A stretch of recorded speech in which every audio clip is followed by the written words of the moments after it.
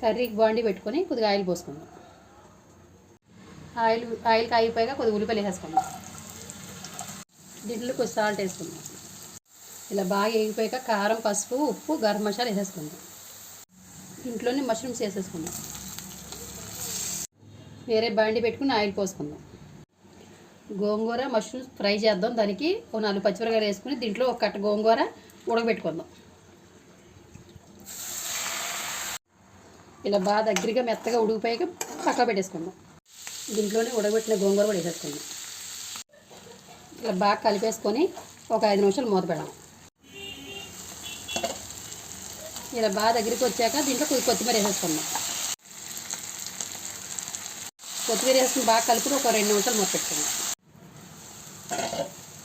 5 నిమిషాల తర్వాత అయిపోయింది కర్రీ. ఇలా దగ్గరగా బాగా వేపుల్లాగా రావాలి. గోంగూర మష్రూమ్ ఫ్రై రెడీ. ఒకసారి ట్రై చేయండి.